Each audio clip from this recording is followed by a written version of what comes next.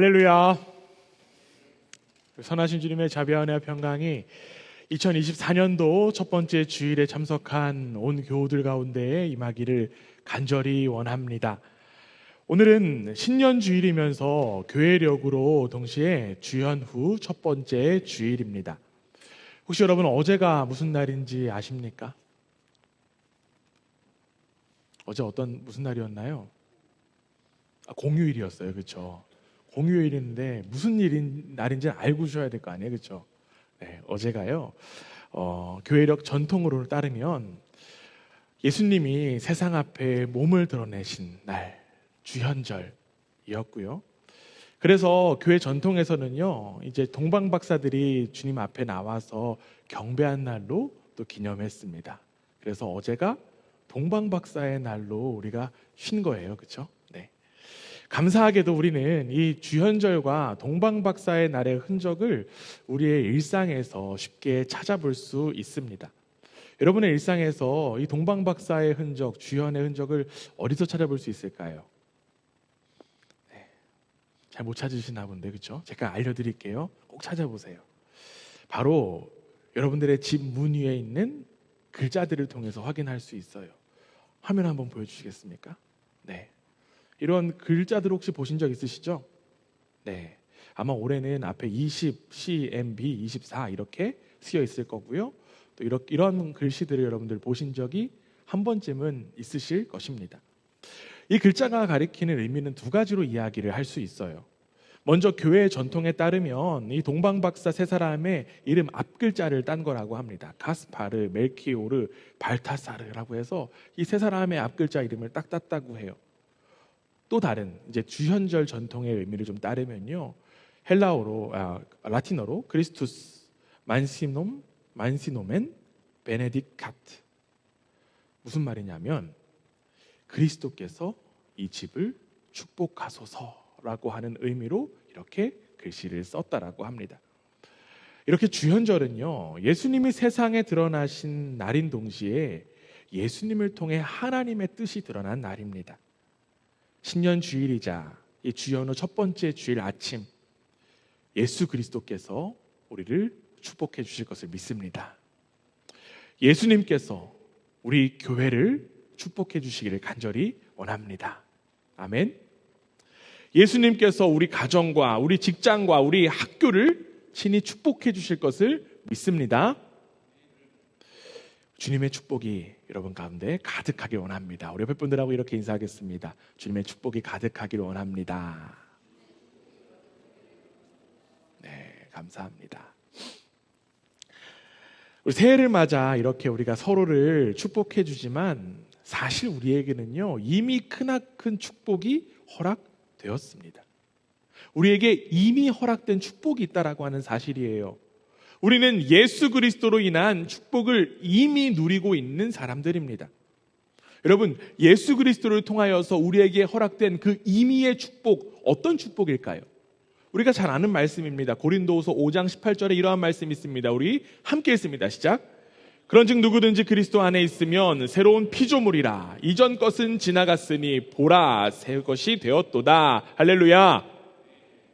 사도 바울은요, 그리스도 안에 있는 우리가 새로운 피조물이 되었다라고 이야기하고 있습니다. 여기에 지금 새로운 피조물이라고 하는 것, 영어 성경에 보면 New Creation이에요. 새로운 창조를 의미합니다. 예수 그리스도 안에 있다면 죽음이 마땅한 죄인의 존재가 아니라 이제는 영원한 생명을 누리는 하나님의 자녀로 새로운 창조가 되었다라고 하는 사실입니다. 우리가 예수 그리스도를 믿게 되어서 예수 그리스도 안에 있게 되었을 때에 하나님께서 우리를 위해서 이러한 놀라운 일, 새로운 창조를 우리 가운데 허락하셨다라고 하는 것입니다. 그런데 문제는요, 우리와 같은 그리스도인들이 이 예수 그리스도 안에서 이미 허락된 이 축복을 온전히 누리지 못한다라고 하는 사실입니다. 아직도 그 축복이 얼마나 크고 놀라운지를 잘 체감하지 못하고 어려움을 좀 갖고 있는 것 같아서 제가 한 가지 예를 좀 하나 드려볼게요. 아마 이 이야기만으로도 여러분들이 조금 더 즐거웠으면 좋겠습니다. 여러분들이 그럴 일은 없으시겠지만 아마 없을 거예요. 네, 저는 없다고 믿는데요. 그러시지는 않겠지만 저기 가다가 로또를 한 장 사셨다라고 칩시다. 네, 그런데 그 로또가 갑자기 뜬금없이 당첨이 된 겁니다. 이제 엄청난 돈을 갖게 되었어요. 돈이 너무 많아서요. 돈을 도저히 셀 수도 없을 지경입니다. 돈에는 막 돈이 집안에 깔려 있고요. 어느 날에는 돈을 깔고 잠을 자고 있고, 생각만 해도 웃음을 띠시는 분들이 잘 있으시네요. 네. 그런데 문제가 있어요. 돈이 이렇게도 많음에도 불구하고 여전히 내가 무엇을 먹고 살아야 하나, 내가 어떻게 살아야 하나, 이러한 걱정과 근심을 가지고 있다는 것입니다. 여러분, 얼마나 어리석은 모습입니까? 그런데 바로 우리가 이런 꼴이라고 하는 거예요. 우리는 이것보다 더한 꼴입니다. 나에게 허락된 축복이 얼마나 크고 놀라운데 그것도 모르고 여전히 불평과 원망과 불안과 두려움으로만 살아가고 있는 모습이 바로 우리의 모습이기 때문입니다. 여러분, 돈에는 그렇게 크게 체감이 되는데 이 존재의 변화라고 하는 축복 크게 느껴지십니까? 여러분, 크게 통감이 되십니까? 그것만큼 큰 축복은 없습니다. 이 돈과 비교할 수 없는 가장 크고 놀라운 축복이 바로 저와 여러분에게 허락된 축복인 줄 믿습니다. 그렇다면 여러분, 도대체 왜 우리는 이렇게 크나큰 축복을 우리의 삶에서 제대로 누리지 못하고 있는 것일까요? 우리는 왜 여전히 다른 축복만을 바라보며 이리 기웃 저리 기웃하면서 살아가는 것일까요? 이러한 맥락 속에서 저는 오늘 신년 첫 주일 이 아침에 설교의 제목을 당연한 것은 하나도 없습니다 라고 정해 보았습니다. 우리 함께 따라해 보겠습니다. 당연한 것은 하나도 없습니다. 즉, 우리가 이 축복을, 하나님께서 허락해 주신 그 축복을 누리지 못하는 가장 큰 이유가 바로 그 축복을 당연하게 여겼기 때문은 아닐까요? 도대체 우리는 왜 이 축복의 삶을 당연하게 여기며 감동과 감사가 없는 삶을 살아가는 것일까요? 오늘 선포되는 이 말씀을 통해서 하나님께서 우리에게 허락하신 그 임의의 축복, 그 축복을 다시 한 번 더 확인하고 기억하는 은혜의 시간이 되기를 간절히 원합니다. 오늘 우리가 함께 읽은 성경 본문이요, 바로 시편 8편입니다. 여러분들 시편 8편 아마 오랫동안 신앙생활 하신 분들은 굉장히 익숙한 본문일 것입니다. 찬양의 고백으로도 또 불려지기도 하고요. 저도 설교를 준비하면서 이 찬양의 고백을 얼마나 많이 불렀는지 모릅니다. 우리 오늘 이 시편의 고백, 시편 8편 1절 우리 함께 다시 한번 읽어보겠습니다. 함께 읽습니다. 시작. 여호와 우리 주여, 주의 이름이 온 땅에 어찌 그리 아름다운지요, 주의 영광이 하늘을 덮었나이다. 아멘. 지금 시편 8편에서는요, 주 우리 하나님, 주님의 이름이 온 땅에 어찌 그리 위엄이 넘치는지요, 영광이 가득한지요 라고 이야기하고 있어요. 경탄하고 있어요. 감탄하고 있는 것입니다. 그런데 여러분, 지금 우리가 읽은 이 1절의 하반절을 보면요, 이 주님의 영광이 온 땅 가운데 퍼지는데 그 방향이 어디임을 나타내고 있습니다. 그 방향이 어디라고 되어 있습니까? 하늘이라고 되어 있습니다. 하늘에 하나님의 영광, 하나님의 위엄이 가득 넘쳤다라고 하는 거예요. 그런데 여러분, 하나님의 그 영광이요, 하늘에만 넘친 것이 아닙니다. 우리 이어지는 2절 한번 볼게요. 2절 함께 읽습니다. 시작. 주의 대적으로 말미암아 어린아이들과 젖먹이들의 입으로 권능을 세우시며 이는 원수들과 보복자들을 잠잠하게 하려 하심이니이다. 아멘. 여기 지금 누가 나오죠? 어린아이가 나오고요, 젖먹이들이 나옵니다. 그리고 다른 한 부류는요, 원수들과 보복자로 일컬어지는 하나님의 대적자들이에요. 이 두 부류가 지금 대조가 되고 있습니다. 그런데 여러분, 이 대조가 되는 기준점이 무엇일까요? 이들이 나눠지는 기준점이 무엇일까요? 이 기준점은 바로 도움입니다. 도움이 필요한 사람이 있고요, 도움이 필요하지 않는 사람이 있어요. 한 부류는 도움이 너무너무 필요합니다. 그러나 반면에 다른 한 부류는 스스로 강하고 힘이 있다고 여기는 사람들이기 때문에 도움이 필요하지 않습니다. 이 시편의 시인은요, 하나님 앞에 겸손한 이들과 교만한 이들 모두 하나님의 영광 아래 있는 이들이다라고 지금 이야기하고 있는 것입니다. 이 역사를 통치하시는 하나님의 위대하심을 찬양한 이 시인의 시선, 하나님의 그 놀라운 세상을 찬양한 그 시인의 시선이요, 이제는 자연스럽게 하나님의 창조 세계로 향하게 되었습니다. 우리 이어지는 시편 8편 3절 한번 읽어보겠습니다. 함께 읽습니다. 시작. 주의 손가락으로 만드신 주의 하늘과 주께서 베풀어 두신 달과 별들을 내가 보니. 시인은 이 창조된 세상의 경이로움, 이 놀라움을 느끼면서 하늘도 땅도 천체도 우연히 존재하는 것이 아니라 하나님의 높은 그 다스림, 하나님의 그 높은 경륜 속에 존재한다는 것임을 고백했습니다. 표면적으로 보면요, 이는 단순히 그냥 우주 만물을 창조하신 하나님을 향한 시의 고백 아닙니까? 라고 볼 수 있습니다. 그런데 지금 이 시인의 고백은 단순히 우주가 이렇게 만들어졌습니다 라는 것을 나타내주는 그런 이야기가 아닙니다. 이 시인은요, 하나님의 영광이 가득 찬 이 놀라운 세상에 자신이, 그리고 우리가 초대받았다라고 하는 사실에 감격하여 찬양하는 것입니다. 바로 이 창조 세계에 내가 초대받았다라고 하는 사실에 감격해서 찬양한 것입니다. 하나님께서 세상을 창조하셨다라는 사실만으로도 굉장히 놀라워요. 그런데 그 세상에 우리를 초대하셨다라고 하는 것을 깨닫게 될 때 우리에게는 진정한 감격과 감사가 나타납니다. 매일 뜨는 그 해, 그리고 달과 별, 여러분, 변함없는 자연의 진리입니다. 그러나 이 자연의 섭리 속에 우리의 존재를 허락하셨기 때문에 우리는 이 매일 뜨는 해와 달과 별을 통해서 무엇을 경험하냐면요, 우리는 매일 새로운 날을 경험합니다. 그렇기 때문에 우리는요, 우리에게 허락된 이 하루하루를 당연하게 여길 수는 없습니다. 하나님께서 친히 손가락으로 지정하여 만드신 날이기 때문에 그래요. 또 우리에게 허락된 것 무엇이 있을까요? 우리에게 익숙한 것, 하늘도 있을 거라고 생각해요. 높고 푸른 하늘 보면 어떻습니까, 여러분? 높고 푸른 하늘 보면 참 마음이 좋습니다. 많이들 요즘에 SNS에다가 하늘 사진 이런 거 찍어 올리잖아요. 높고 푸른 하늘 찍어 올립니다. 그런데 반면에 어떤 사진을 안 찍어 올립니까? 흐리고 일명 구린 날씨 찍어 올리지 않습니다.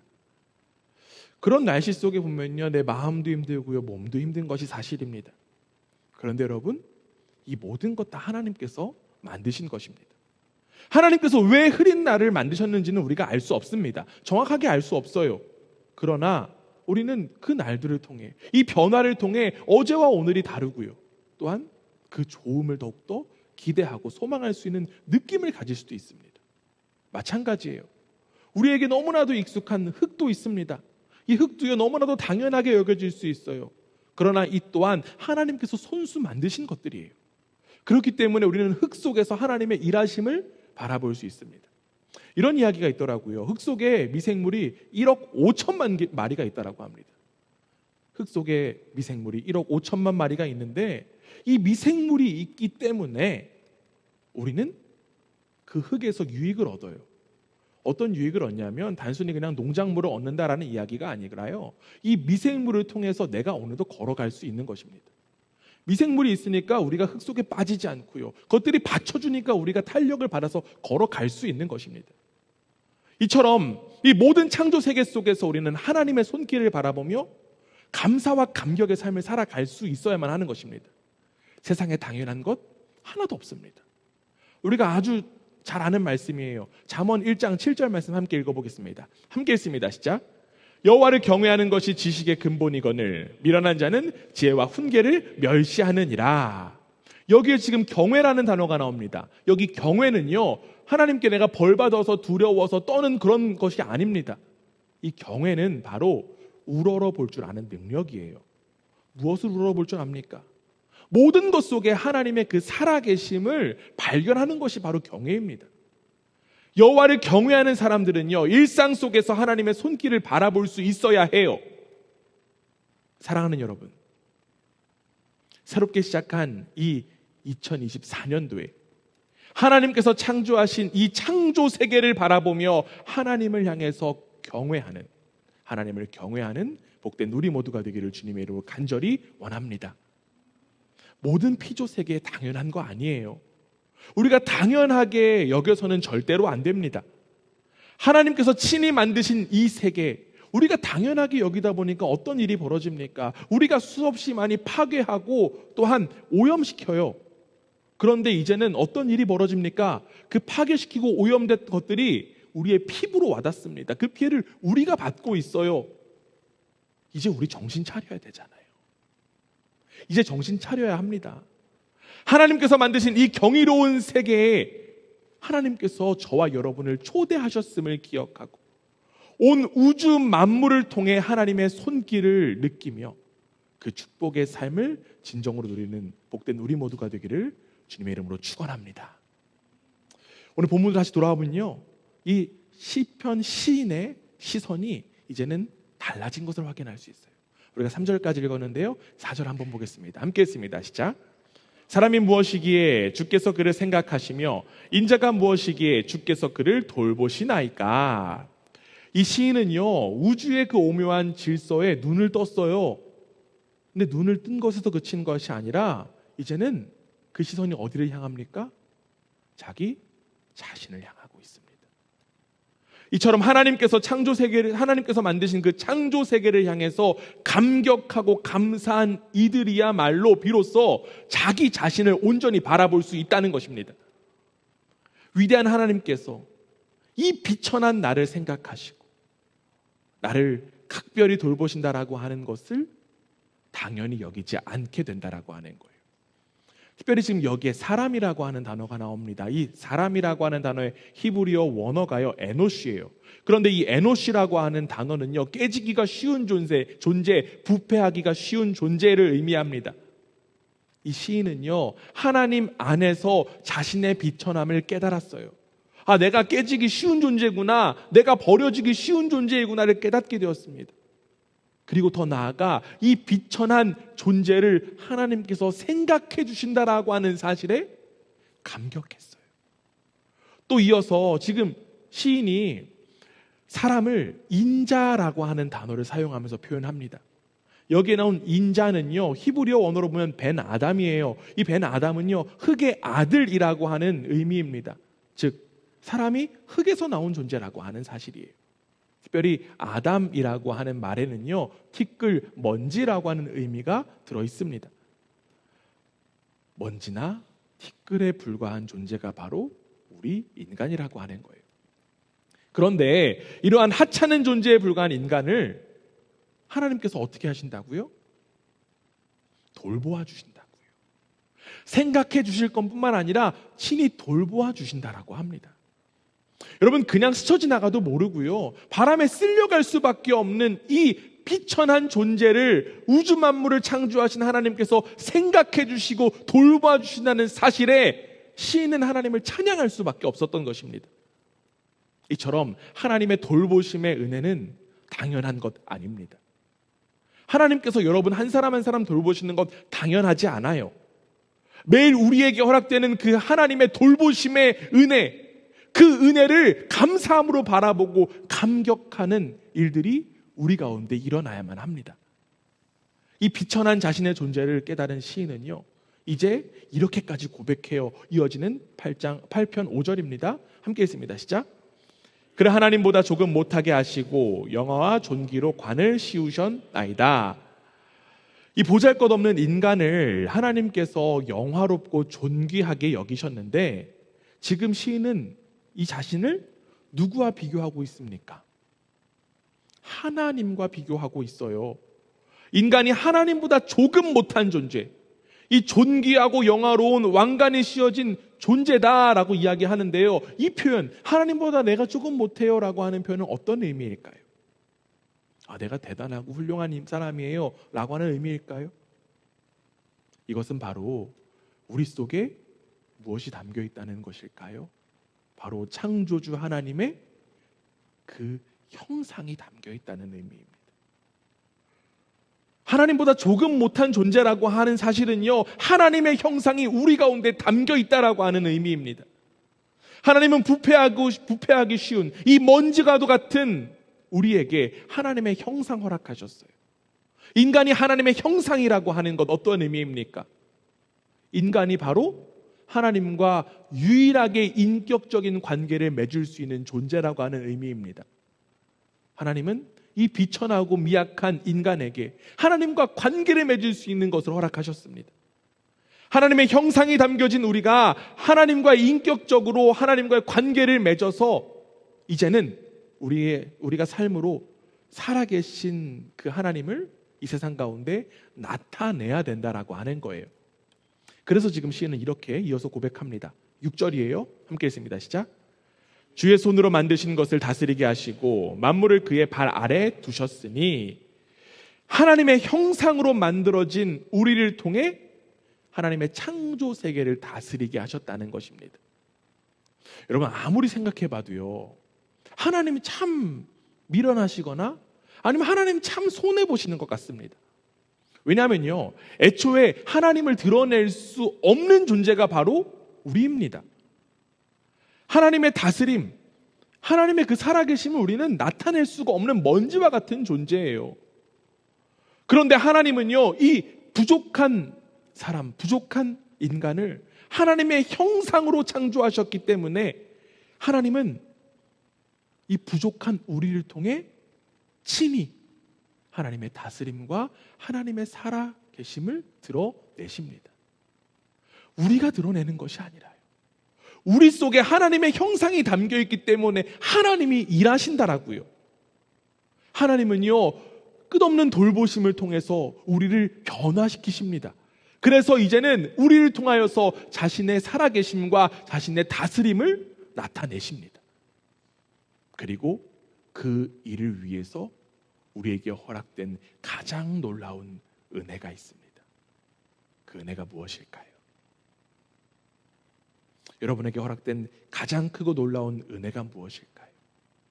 그 은혜는 바로 예수 그리스도입니다.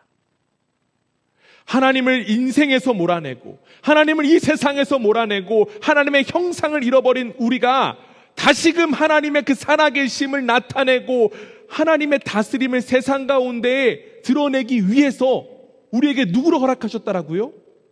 예수 그리스도로 허락하셨다라고요. 우리에게 허락된 그 하나님의 은혜 가운데 가장 크고 놀라운 은혜가 바로 예수님입니다.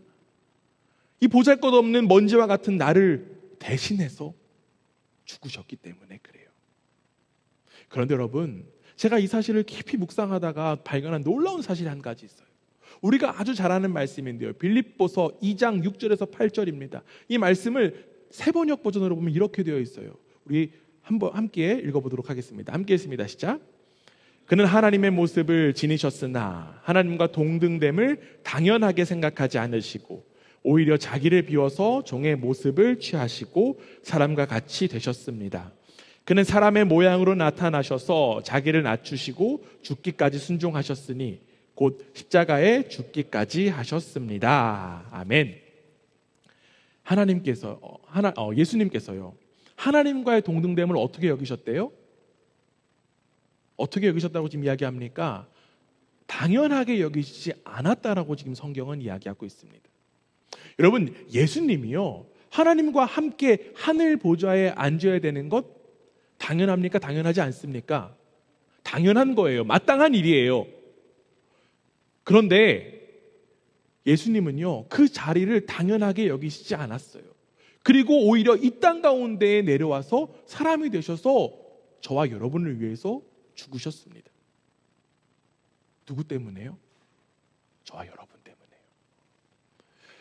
예수님이 당연히 여기시지 않았기 때문에 우리에게 생명이 허락된 것입니다. 그런데 문제는 무엇입니까? 예수님은 당연히 여기시지 않았는데 우리는 왜 이렇게 예수 그리스도를 통한 그 은혜를 당연하게만 여깁니까? 우리는 언제부턴가 예수 그리스도를 통한 그 은혜를 너무나도 당연하게 여기기 시작했습니다. 나는 이렇게 모여서 예배도 잘 드리니까, 나는 교회에서 봉사와 섬김과 헌신을 하니까, 나는 저 사람보다는 내가 조금 덜 악하니까, 나는 그래도 이러한 능력이 있으니까, 이런 등의 이야기들을 하면서 어느덧 예수 그리스도를 통한 그 은혜를 당연하게 여기게 되었습니다. 여러분, 절대로 아니에요. 우리의 자격과 조건으로 우리가 예수 그리스도를 통한 은혜를 받은 것 아닙니다. 우리에게 영원한 그 생명의 자리, 하늘 보좌 당연한 것 아닙니다. 우리의 원래 존재가 어떠했다고요? 당연한 건 아니라잖아요. 우리의 존재가 먼지와 같은 존재였다고요. 미약하고 비천한 존재였다고요. 그런데 우리는 그 사실을 어느덧 잊어버렸어요. 그리고 어느덧 예수 그리스도를 통한 그 은혜를 당연하게 여기게 되었습니다. 그러다 보니 어떨까요? 감사가 나타나지 않아요.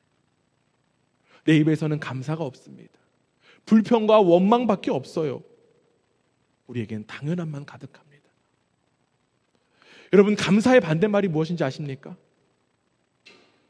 감사의 반대말은 당연함입니다. 우리가 불평과 불만, 원망으로 생각할 수 있지만 아니에요.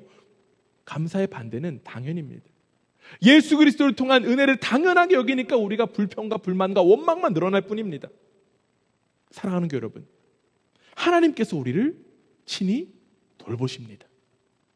그리고 그 돌보심을 예수 그리스도를 통하여서 이루신 줄 믿습니다.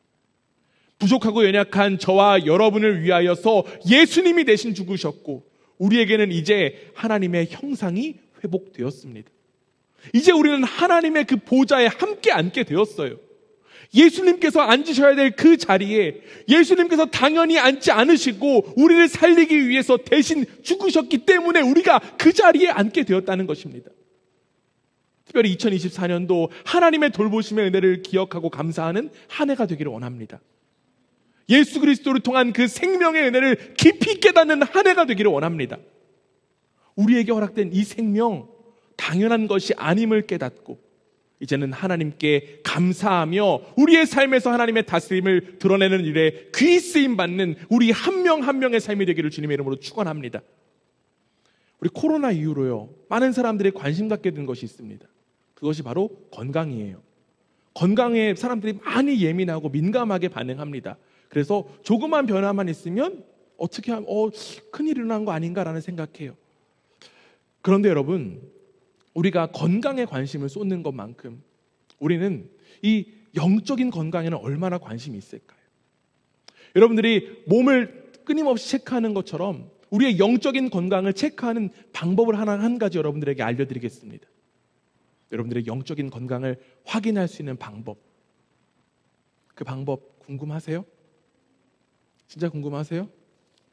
궁금하신 분들에게만 알려드리고 싶은데 궁금하시죠? 별로 안 궁금하신 것 같아요. 그것은 바로 당연하게 여기는 마음입니다. 이 세상 만물을 당연하게 여기는 것, 바로 내 영혼이 병들었다라고 하는 증거예요. 하나님께서 허락하신 그 생명의 삶을 당연하게 여기는 것, 바로 내 영혼이 죽어가고 있다는 증거입니다. 혹시 여러분의 삶은 어떻습니까? 여러분의 영혼은, 여러분의 삶은 건강하십니까? 그런데 여러분, 정말 안타까운 것은요, 우리가 너무나도 당연하게 여기는 그 부분들, 분야가 또 있어요. 하나님의 그 창조 세계와 나를 향한 예수 그리스도의 그 생명, 어느 정도 감사할 수 있습니다. 그런데 정말 아쉽게도 우리가 당연하게 여기는 분야가 있는데요, 그 분야가 무엇이냐면 바로 우리라고 하는 분야예요. 우리. 오늘 시편의 시인은요, 하나님을 향한 자신의 고백을 나가 아니라, 나를 주어로 사용한 것이 아니라 우리를 주어로 사용하며 고백했습니다. 우리가 오늘 읽었던 마지막 절 함께 한번 읽어볼게요. 발표는 9절입니다. 함께 읽습니다. 시작. 여호와 우리 주여, 주의 이름이 온 땅에 어찌 그리 아름다운지요. 지금 시인은 우리의 고백을 드렸습니다. 즉 하나님께서 이루신 그 창조 세계와 돌보심의 대상이 바로 우리라고 하는 사실이에요. 예수님은요, 저와 여러분 그 한 사람 한 사람을 위해서 죽으셨지만 예수님의 죽으심으로 인하여 서로 다른 우리가 다 우리가 되었습니다. 그 은혜가 우리에게 허락되었음에도 불구하고 우리는 그 은혜를 누리지 못해요. 그 축복을 누리지 못합니다. 그러다 보니까 어떻습니까? 우리 안에서 불평하고 원망하고 불만 가질 뿐입니다. 더 나아가 관심 없어요. 우리 안에서 관심 없어지는 거예요. 우리라고 하는 축복을 모르니까요. 예수 그리스도로 인하여서 우리에게 허락된 하나님의 형상에는 바로 관계성이 있다고 말씀드렸습니다. 이 관계성, 하나님과의 관계성 물론 회복되었지만 예수 그리스도로 인하여서 가장 또 귀한 관계성, 바로 하나님의 자녀 안에서 있는 관계성이 회복되었습니다. 그렇기 때문에 우리는 모두 예수 그리스도 안에서 이미 하나 된 존재입니다. 예수 그리스도로 인하여서 이미 우리에게 막혔던 담이 무너졌습니다. 이제는 예수님으로 인하여 회복된 우리가 하나님의 다스림과 하나님의 살아계심을 이 세상 가운데 나타내는 일에 함께 마음과 손길을 모아야 할 때입니다. 바로 여러분 한 사람 한 사람이 당연한 것이 아니라 예수 그리스도로 인하여서 하나 되었고 그 하나됨을 통하여서 이 세상에 하나님의 영광을 나타낼 이들이라고 하는 사실입니다. 바로 한 명 한 명이 가장 귀한 축복입니다. 개신교도를 이르는 말, 우리 개신교인들을 이르는 단어는 프로테스탄트예요. 프로테스탄트는 저항하는 자들이라는 뜻입니다. 이 종교개혁자들은요, 하나님의 영광을 가로채고 있는 교회와 전통에 대해서 저항하기 위해서 몸부림쳤습니다. 위험을 무릅썼어요. 그들은 모두가 당연하게 여기고 있는 그 체제에 온몸으로 부딪혀감으로 인하여서 저항했습니다. 세상은 이 모든 것을 당연하게 여기지만 우리는요, 이 세상에 당연한 것이 아님을 저항해야 되는 이들입니다. 이 세상에 당연한 것이 하나도 없음을 우리의 삶으로 저항하는 여러분의 삶이 되기를 주님의 이름으로 축원합니다. 특별히 올 한 해 나에게 허락된 그 축복을 바라보며 당연하게 여기는 것이 아니라 감사로 찬양하고 예배하는 우리 모두가 되기를 주님의 이름으로 부탁드립니다. 우리에게 허락된 하나님의 은혜를 기억하고 바라보는 우리의 마음과 입술과 삶에 하나님을 향한 감사와 찬양이 넘쳐나게 될 줄 믿습니다. 그리고 그 삶이 바로 진정한 축복의 삶인 줄 믿습니다. 우리 앞에 분들과 함께 올 한 해 하나님께서 허락하신 그 축복을 함께 누리기로 결단하며 이렇게 인사하고 권면하기 원합니다. 세상에 당연한 것은 하나도 없습니다. 네. 당연한 표정 말고요, 당연하지 않은 표정으로. 옆에 분들 당연하지 않잖아요, 그렇죠? 다시 한 번 더, 당신도 당연하지 않습니다. 우리 마지막으로 함께 한 목소리로 고백하기 원합니다. 모든 것이 하나님의 은혜입니다. 아멘.